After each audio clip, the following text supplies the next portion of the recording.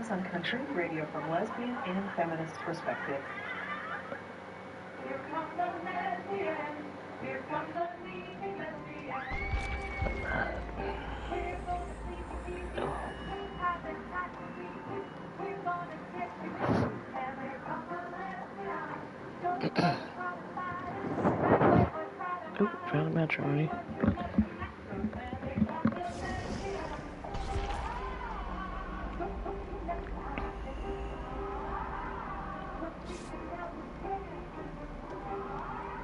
Welcome to Amazon Country, radio from lesbian perspective. I'm Amazon Country host and producer Deborah Johnson. Delighted you're spending part of your Sunday night with me here at XPN. Well, I a recent conversation with Alice she was coming a few months ago. Alexa, volume up a little. Excuse me. Alexa, volume up a little. Take a guess at the spelling of your favorite browser and you'll find the music.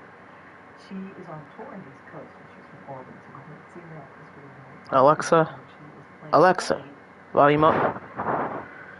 At the Unitarian Universalist Church of Mary on Staten Avenue. You can get information at her website. So let's just get right to her music and then to my recent There comes the bye boy. Hey, buddy. Talented. Hey, tiger boy. How you doing? Alice Stevenson. This is from her latest album, Every Seed We Plant.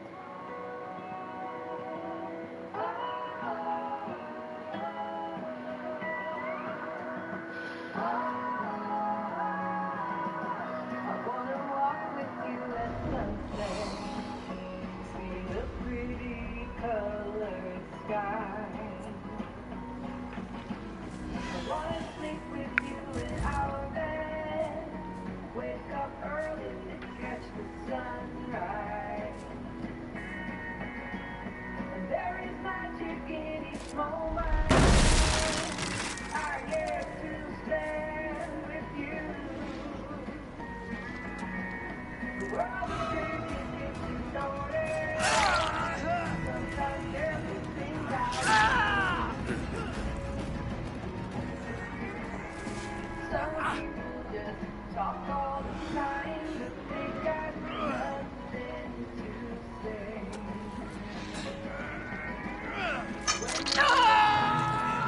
Quiet mind, find their way. Oh, somebody's standing here.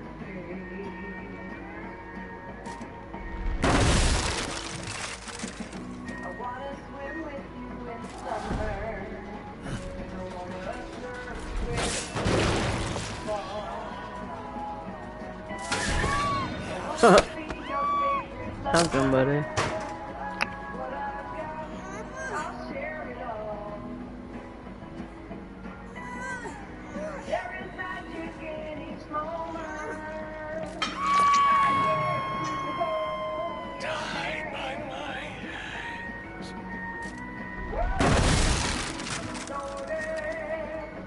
But I still wanna join the band. Some people just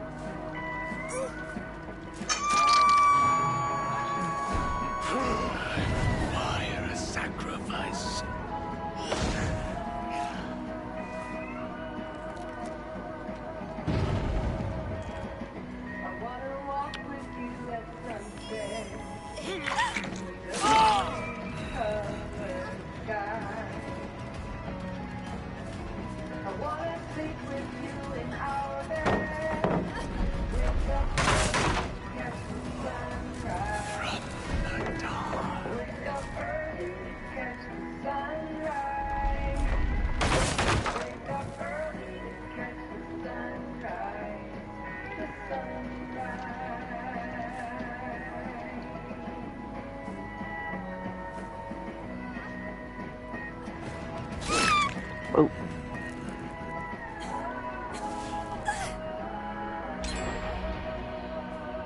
We're joined tonight on Amazon Country by musician Alice Dean. She's an folk artist rooted in the natural world, and she uses the earth as her primary source of inspiration. She has been producing albums for a long time. I'll your first music on cassette. She's produced 17 albums, including her latest work, Every CD, and Anticipation Volume 1. She is coming to our XPA listening area, playing in Philadelphia on Tuesday, April 15th, part of her tour. She's joining us from the road. Welcome, Alice Dean to Amazon. Thank you so much, Deborah. I'm really glad to be here. I can't wait to go back to Philly. I haven't been there in way too long. Well, I do not believe I've ever seen you live, though I truly have been. I've been doing Amazon since 1990. I've been fans since before that because I do think someone gave me a recording on cassette, and your songs Naomi and New Moon have always been some of my favorites. Whoa! That was my You got grabbed. 1990 album. Too controversial. That was my third album. I started, my first record, Make a Change, came out on cassette in 1988, and then in 1989, I put out It's a Miracle, and then in 1990, I put out Too Controversial. I was first introduced to you from Too Controversial. So you have I have a new one that I'm working on right now. I'm so excited. Well, that part of my question was to ask, what led you to do an East Coast tour? Because you did that you don't see one this end of the country very often. You know, I was in the Midwest right after the election, touring, and I basically, was really connecting with people, and, people kept saying, oh, thank you so much, like, I really needed this, I needed this upliftment, I needed to connect and build community with people, and this was the perfect way to do it, and I just realized that if I didn't want to be just, like, in a depression hole for the next 4 years, I needed to just be on the road, and it's been way too long since I've come back east and done a whole tour.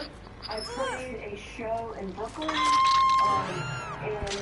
September, and I actually officiated the wedding of my ex-sister-in-law, her partner, and so that was really sweet. And I also did a show with Jackie Dupre from Castleberry Dupre in Brooklyn, and we had the greatest show, and it was so much fun. But I had these shows booked in New Jersey and Brooklyn, and I was just gonna, for this tour, and I was just gonna fly and do just a couple shows, but I realized I didn't want to fly, and I just, I had this beautiful van that I outfitted that I pretty much live in when I tour on the West Coast, and when I went to the Midwest, it worked out great to tour in the van, and I just felt like I want to just do it. And so I just decided that it was going to happen, and I just started booking shows, and it all just kind of fell together over time. And you're based in, Oregon? Yeah, in Southern Oregon. Yeah, but, I grew up in New Jersey. So I lived the first 18 years of my life in New Jersey, and I literally left home when I turned 18. I turned 18, and then 11 days later, I graduated high school, and I went on Grateful Dead tour. And I never moved home again. And I did go to... Yeah, I went and followed the Grateful Dead for a while, and then I ended up in college at New Paltz, in upstate New York, for a couple years. And then I just decided I didn't want to do that anymore, and I moved to Hawaii. And when I was in Hawaii, I met Enough of this running around crap. And I was literally, 21 years old when I moved to Oregon. So I've been there fully steeped way longer than I ever lived in New Jersey. But I have those roots, and I really wanted to come back and see my old friends, and there's all these connections that I have here, and I have people that love my music, and I have people that I love, and I just really wanted to come and play a tour here again. It's been a really long time since I had. nice to have, friends that I played music with here, and I haven't. You just I didn't needed a have a step, chance and to his do that clothes for a really came long right out. time. So it's a great thing for me. I'm excited and excited to just make new connections and meet new people and share my music in a different place.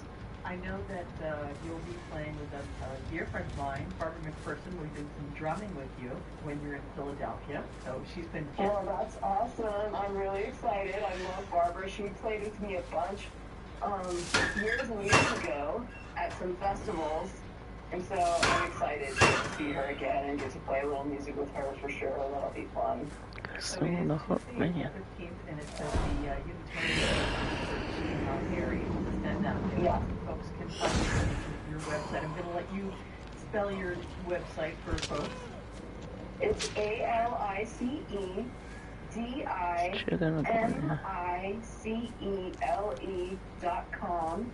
And you can always just butcher my name and Google it, and you'll probably find it. But you could also find the tickets and the information on humanitix.com. That's humanitix.com. And you can also just put into your favorite browser, like Alice Dumaselli, Philadelphia, April, because when I couldn't remember what date you were playing, I did that. Yeah, exactly. To the interwebs, as Rachel now calls them.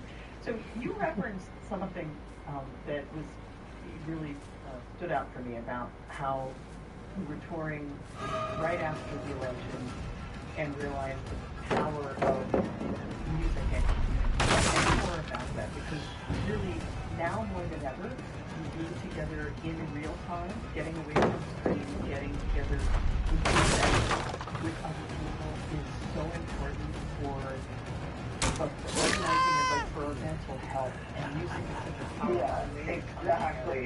So say more about what it's like for you, creating those opportunities at your concerts. Well, one of the things that I've always loved to do is, sing-alongs with folks. I certainly don't like make people sing all night or anything, and I don't make anyone do it. If they don't like to sing, they don't have to. But singing in a group of people is a really healing thing. They say that if you sing for 10 minutes a day, just that vibration, it actually creates healing, and there's scientific studies about that. So that's one thing. But also just, being together, and I believe in the power of our emotions, and I believe that it's really important for us to be able to share them and experience them with each other. And there's something about music that, I can take people through a little journey. We can dive into all the different all the different emotions. We have joy, we have sadness, we have grief, we have outrage, we have anger, we have, all of the things that we feel as humans. And I do my best to take people on a bit of a journey, and, create kind of a sacred space for people to feel.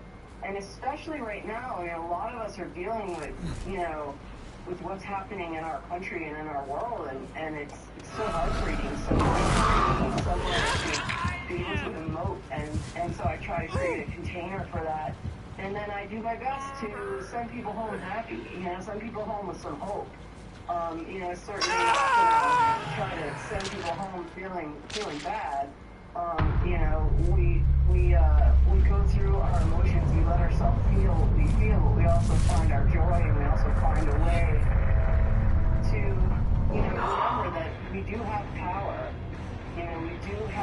Holy shit, first game and I kill everybody. To connect with each other and to speak out, and that every movement, every social change movement, every justice movement starts with singing and with being together and with creating change by joining hands, essentially. So that's kind of my goal in life. That's my job. And just helping folks to not feel alone in this time. Yes, exactly. Is incredibly powerful. And I completely resonate with everything you were saying about, there's science about singing in community. that is, it creates endorphins and dopamine and all the good things our brains need to feel good. And it's a good, it's an upward spiral, you know, a self-fulfilling. Yeah. The more you do it, the more you want to do it. So I'm going to just take an opportunity to give some information for the Philadelphia area listeners that Voices Rising Philly, its Facebook page, is a community choir. No experience needed. Anybody can join us. And I'm one of the co-conveners. We were founded in January of 2017 and sang at a lot of rallies and protests for about 4 years because it was great. And for that, and sometimes it's the rehearsals we do it's good for us as singers, but what we have found is when we've taken some of the old songs from the this country's African American civil rights movement and voter rights movement, and it's also like, ain't gonna learn all that. I mean, there's a lot of good old songs, and there's a whole body of new protest music. So find a place to sing. I know folks are listening to us from all over because this is available on the internet. But for those who are in the Philly area, Voices Rising Philly, we welcome you and come out on 15th. I look forward to singing along because, as you said, nobody gets forced to sing along at a concert. But it's fun. It's fun. And the cool thing is that, like, the singer, like, that's me. Like, I have a microphone, and I have, nobody has to be, nobody has a microphone. So you can sing as loud as you want, or you can sing quieter, or you can actually, like, sing as loud as you want, and you're still going to hear me louder. So you don't have to worry, you don't have to sing in perfect pitch or anything. It's all good. And so many people I have met were told by, junior high choir directors, just don't sing in parts. They won't get you right, and the choir just didn't want a bad note in performance. And once you've been told not to sing, that is, I think, one of the most damaging things you can do to someone. So I have seen people reclaim their voices against sing along at a folk concert. So that's what it's funny, I always say, like, if you had Mrs. Crabapple in 3rd grade and she told you not to sing, we're going to flip her off right now and you're going to sing. Exactly. Because there's nothing wrong with your voice. Everyone has a voice, and, you're perfectly capable of singing, so just close your eyes and pretend you're in the shower. That's right. And in many cultures, singing is very much a part of community. Sing folks into the world when you're born, and sing folks off, when you're celebrating their life at the end of their life. So it's a beautiful thing.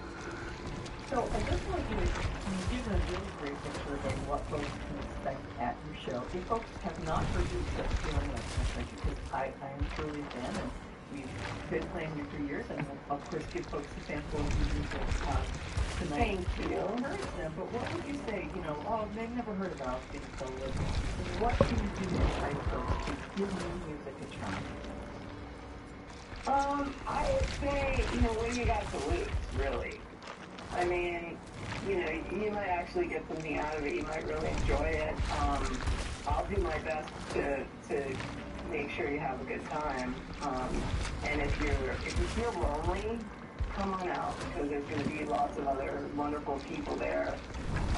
There will be a whole community of folks that are there to welcome you, not just me.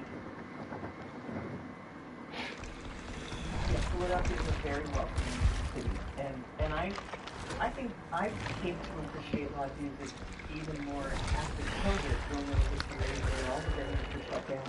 So I continue to be immensely grateful that venues survived, and that there are community venues. The space where you're singing is wonderfully resonant. It's like a stone chapel, and it's just beautiful. If folks came out to hear Emma's Revolution, and they were here at the event before the election, it was in that space. So if folks aren't familiar with it, you can make a joyful noise, and you can hear the beautiful alto.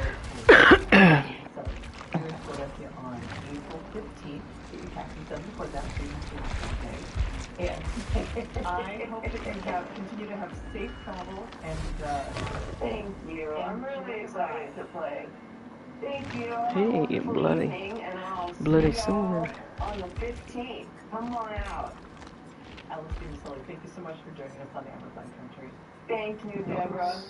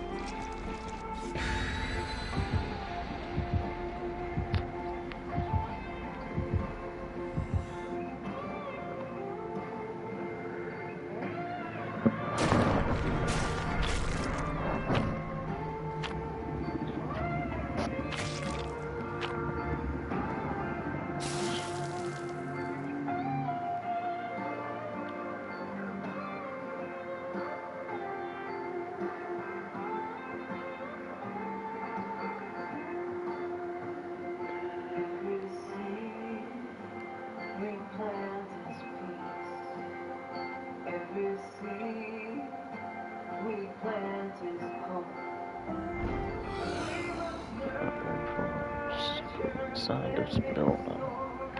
Alrighty. Got 2 twins.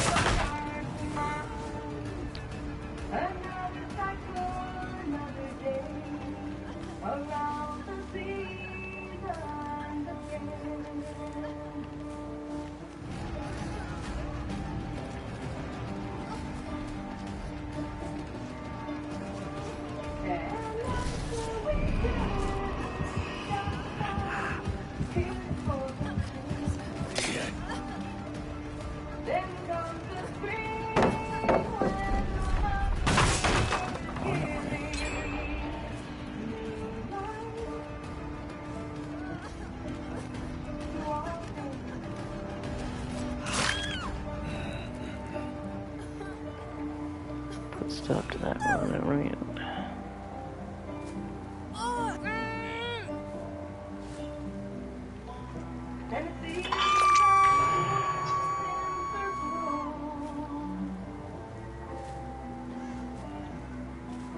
And recorded sweetheart spiral,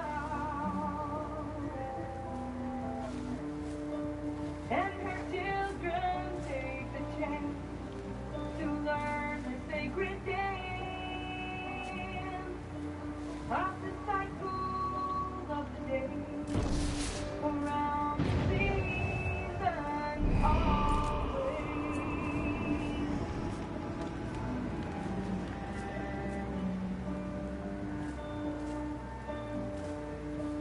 New moon, things are ending and beginning. Feel like I'm dying, I feel like I'm being born. I feel the darkest power, I feel coming on. New moon, endings and beginnings. Feel like I'm dying, I feel like I'm being born. New moon, things are ending and beginning. New moon.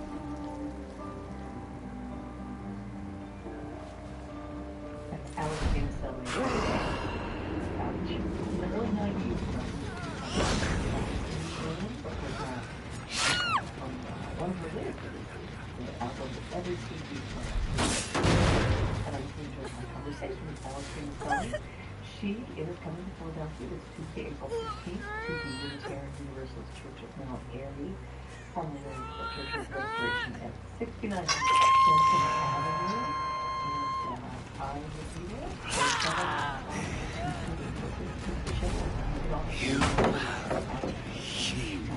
I am definitely going to get real quick. The lesbians and our allies are everywhere around the world. Tune in.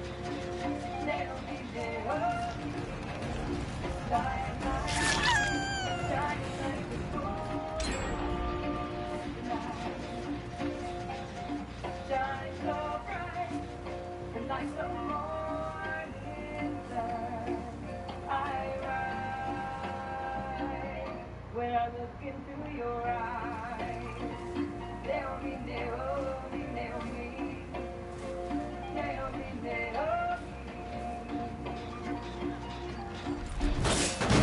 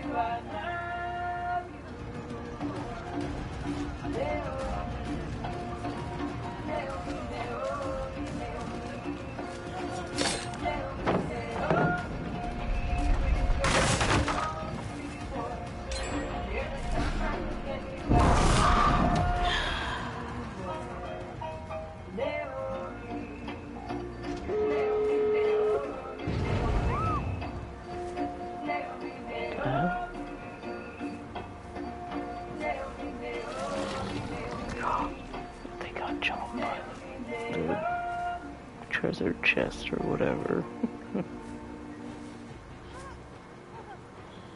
Hey, it's Kristen Curtis, inviting you to join me and my XPN Morning Show co-host, Sarah, for all the news, music notes, and good vibes you need to get your day started right. Listen every weekday morning from 6 to 10 a.m.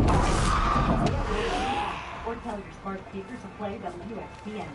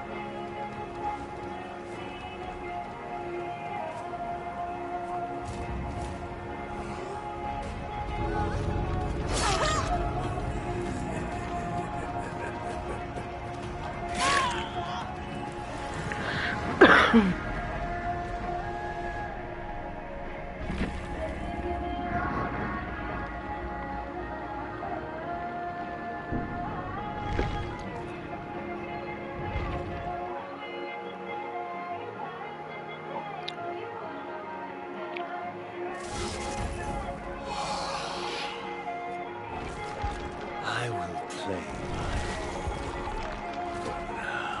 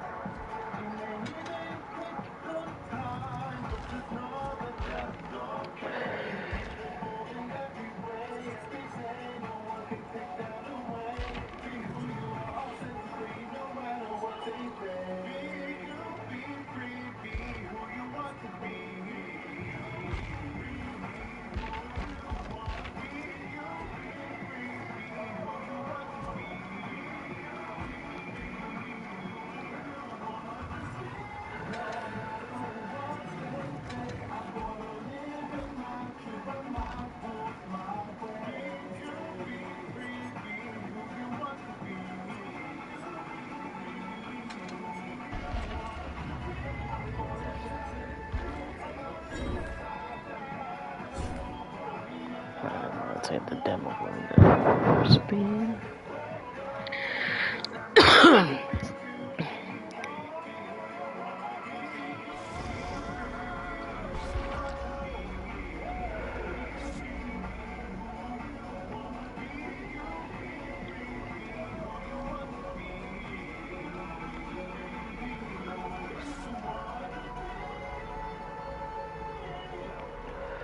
Just live your life authentically, no matter what they say.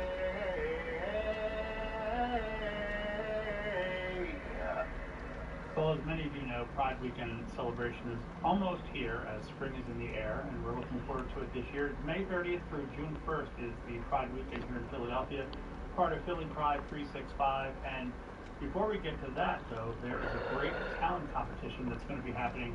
And this is something that we've looked forward to last year, and it's again happening this year. This event will be happening. It's called the BU Talent Competition, and it's part of Philly Pride 365. And to join us to talk a little bit about that, as well as about what's going on for the later Pride season, we have two wonderful people in my phone. First of all, the event producer for Philly Pride 365, Jeremy Williams, as well as Ty Brown. Ty is currently the executive director of BLA and leads up the efforts to organize the Philly Pride 365, as well as they will be Philly's new executive director of the city's Office for LGBTQ plus affairs. Ty, first of all, congratulations on the new title. Thank you so much, Robert. Thank you. And both Ty and Jeremy, thanks for joining us tonight. Jeremy, let's talk a little bit about why it was important to fold in a talent competition as part of our Philly Pride 365 last year. Yeah, thanks, Robert. Thanks for having us on. We, as a community, have so much talent, and I think oftentimes some talent gets overlooked. So last year, we decided we wanted to find a way to highlight local queer talent and give them an opportunity to appear on the main stage at Pride. So we developed the BU talent competition to do that. Getting meat back and playing. Compete in the talent competition and then win the title of Philly Pride 365, choose your own honorific, and represent Philly Pride 365 at Pride on the main stage, at Hourfest in the fall, sort of throughout the year. As a talk person, as a lead entertainer person, as a representative in some press things. So we really are looking for, that type of person last year, and we said we have to do it again this year. Now, if you are interested in that opportunity, you have to get in, submit your entry by April 18th. The event itself happens May 10th at Warrior Nightclub in Center City, Philadelphia. There's some rehearsals right ahead of that event that evening, and you can find out all the details on how to not only submit yourself, but also about the event as well at phillypride365.org. Ty, when we talk about Philly Pride 365, I want to spend a second and talk about the importance of why you and your team decided to do this at a time when Philadelphia's Pride organizations. It's amazing how well you were able to get it all organized in a matter of months and really turn an amazing inaugural year. I was still stunned that it came off as well as it has over the past couple of years. Why was that important to you and your team? I mean, I think one of the things is that that collectively grabbed the steering wheel back in 2022 to ensure that there was a Pride that was happening in Philadelphia after the previous organization that had traditionally run the Pride festivities had shut down operations. And then in 2023, after grabbing that wheel, essentially initially, and then also Jeremy as well, sort of grabbed the wheel. We actually turned the car and kept on driving, right? So it was one of those things where I think as a community at large, there was a lot of input and a lot of great feelings and intentions that people really wanted to see produced at a high level, but also wanted to still remain part of the process to some degree. That's like all of our local organizations that are strategic partners in this, really deep intentions around making sure the event is equitable, making sure that we are on mission and on target with prioritizing Philadelphia talent and Philadelphia organizations, while also really focusing in on those pieces about funding and making sure that the funding for these events is something that is off mission as well.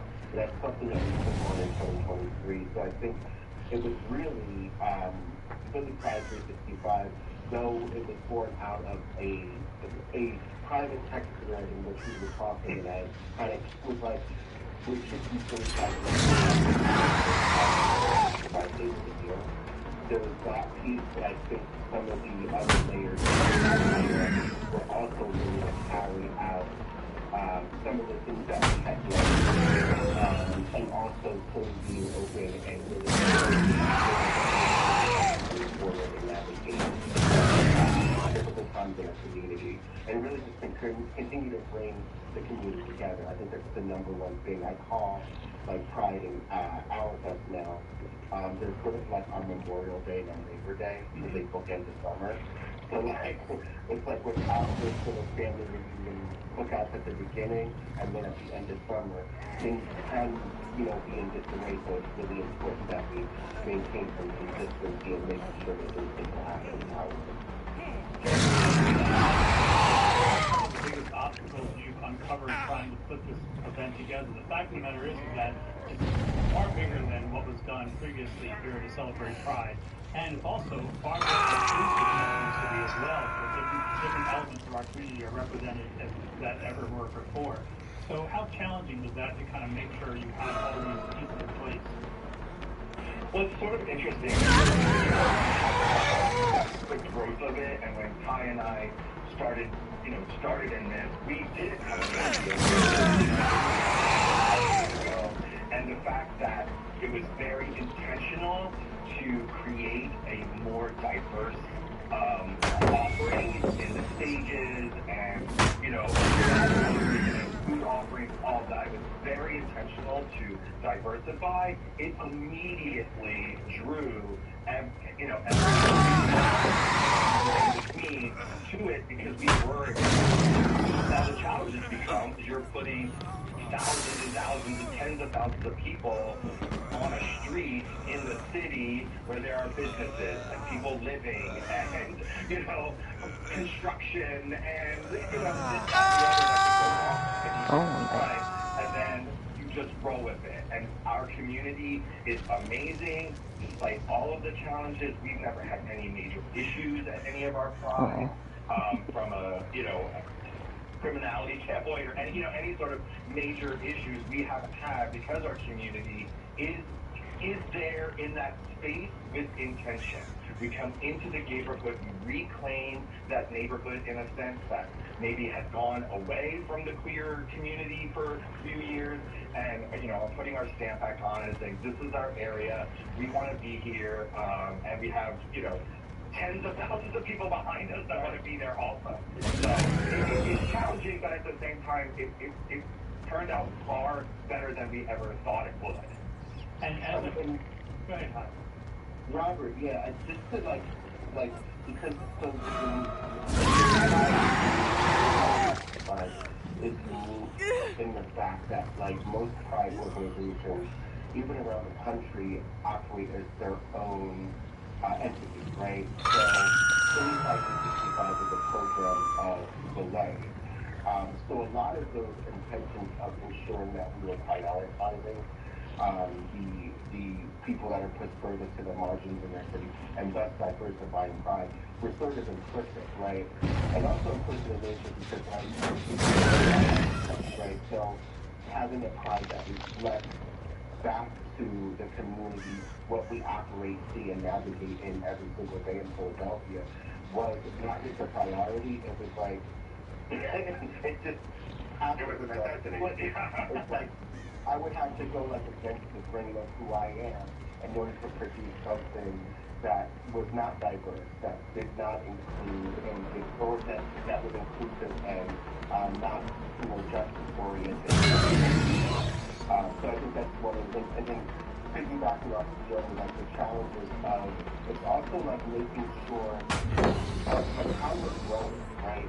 Because we like realize, oh, this space isn't there, right? But then it's like, well, I am not a Catholic, right? So I'm not a person who loves other women and romantically, right? So I'm like, well, I can't create that space for trans women in our community or for lesbian in our community who love other women. So I couldn't create that space, and we were like, well, we need to have it though. So really just like strategic partnerships so that those things exist.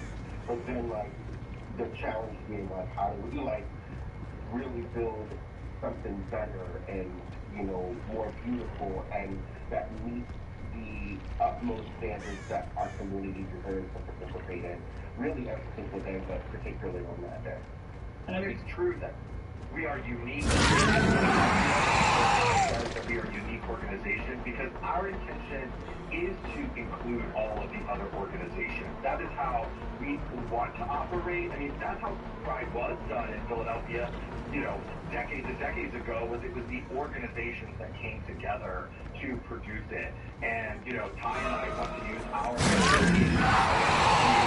community and our, you know, all of the things to bring all of the orgs and the community together. I think often other cities look at it as the Pride organization putting on a party to celebrate Pride. And I think what Philly Pride is actually celebrate the community, not a party.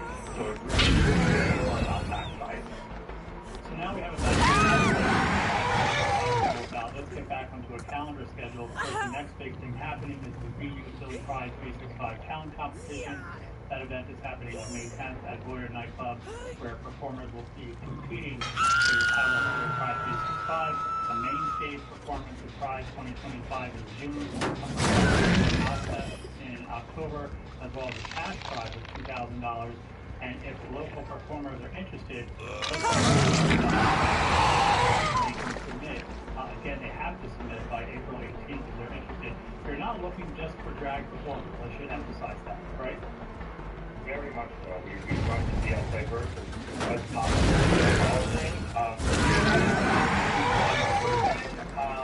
You know, if you're a band, maybe a small trio, trios, that's fine.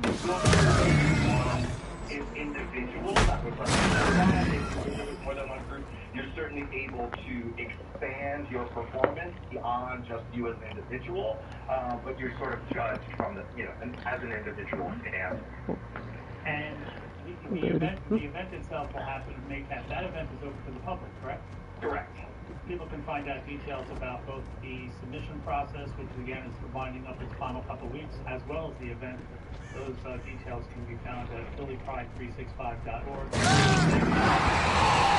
Talking about this again, find out more about the Philly Pride 365 talent competition on their website, phillypride365.org. And we hope to see you all May 10th at Boyer Nightclub to celebrate the Pride celebrations for May and through June as part of Philly Pride 365. Thanks so much for being here. Thank you. Thanks for having us on.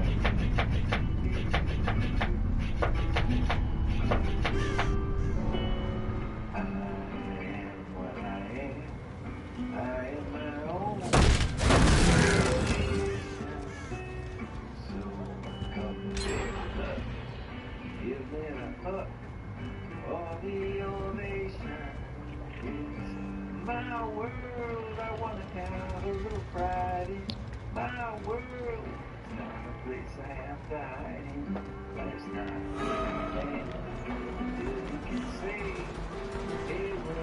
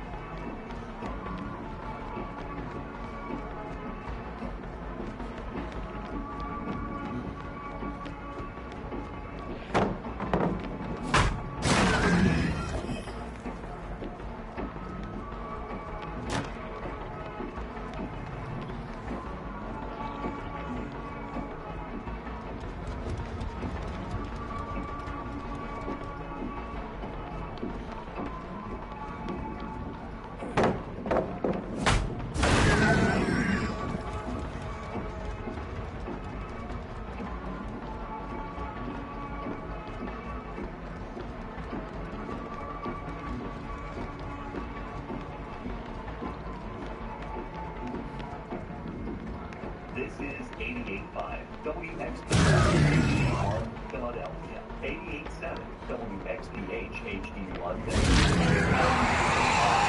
XPJ HD1 Hackettstown, 90.5 WKHS Wharton, and streaming at xpn.org. Member-supported radio from the University of